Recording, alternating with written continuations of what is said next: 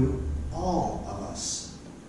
Their worship time was obviously centered around having a meal. We don't quite know exactly. Was it at Communion Plus? Something like that. Today, when we think of the dangers of potluck, we just had stories about salmonella, haven't we, out there in the country? And so we think about that. But here, the danger is in the food. It's the way we can use this wonderful chance to sit together and be together for the purpose of reinforcing the divisions among us. A commentary on this passage talked about how the more wealthy, they didn't have to work the hours in the fields that the poor did.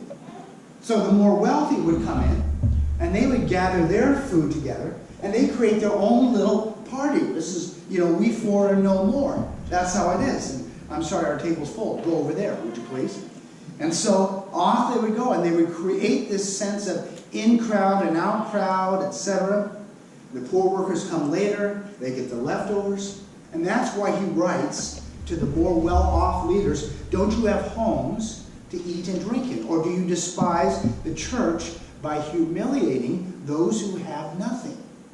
What shall I say to you? Shall I praise you? Certainly not in this manner. And it's in this context that we hear him talking about the Lord's Supper. Now, I quote these words every month. But once you understand why it is there, it takes on a different meaning, doesn't it? Of course, it is the remembrance of the supper.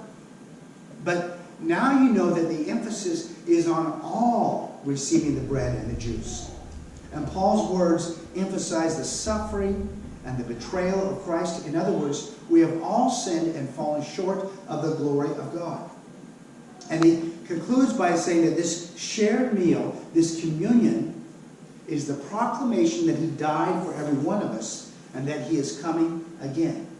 So it is a dual emphasis. Yes, on what Christ did, but also that we need to include all of us. We are all in need of the Eucharist. We need to invite all to the table. Now, how do we do that? One aspect is to not respect the wealthy more than the poor. That's a strong thing in the book of James and in the Gospels. The idea that someone wealthy is somehow better than someone poor, that idea is rampant in our society. Let's not let our fellowship reflect that. How about the idea that someone old is a has-been and someone young is cool?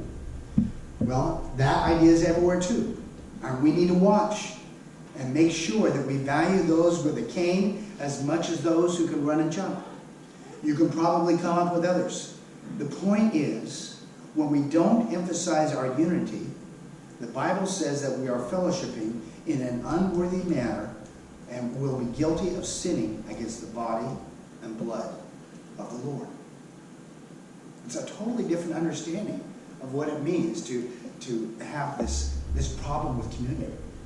I was serving in a church in Washington State where the tradition was that we served communion on Christmas Eve.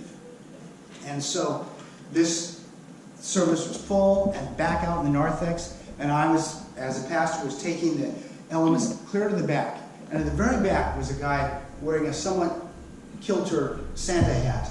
And he had followed the Bible here. He had done some drinking at his home before he got there. So he was two sheets to the wind anyway.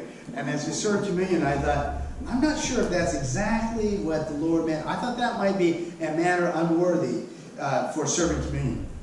And he says that it is so bad, this aping of society, where they certainly have divisions between, and their society is very stratified. There were divisions between citizens and servants, between wealthy and poor. It's so bad, and it's such an affront to the gospel that you would be better off if you just shut it down. How did this situation come to be? I think the problem is they got used to it. That's why we read, but if we were more discerning with regards to ourselves, we would not come under such judgment. There is that ad, on television about those kids. They're hanging out in a room, and they've gone nose blind, and everything becomes a sock in the room. They can't smell how stinky their room is. Well, we can go spiritually nose blind, can't we? This week, I don't know if you follow the news, out of a large church in the Chicago area called Willow Creek. And you may know I think that John has taught from the pastor, Bill Hybels. Well, Bill Hybels has just stepped down. And none of the charges against him are really about having an affair. But there were lines that were crossed. There was a way of making this one female staffer uncomfortable, and she thought it was just her issue. And then he made that female staffer feel uncomfortable as well. And taken as individual issues, they didn't amount to much. But there apparently has been a pattern, and this tremendously gifted man has had to end his ministry in a very uncomfortable way. What happened? He was blind to his own issues, his own patterns, where he felt that he had a right to sort of require someone to indulge his approach, even if it was a bit awkward for them. Now, Bill is still one of my heroes in ministry. He is a mentor. I used to take a staff of 10 to his leadership summits. I taught his curriculum. I was moved by his messages, and I believe in his integrity, and I hate to see this happen. And yet, I understand that it needed to happen.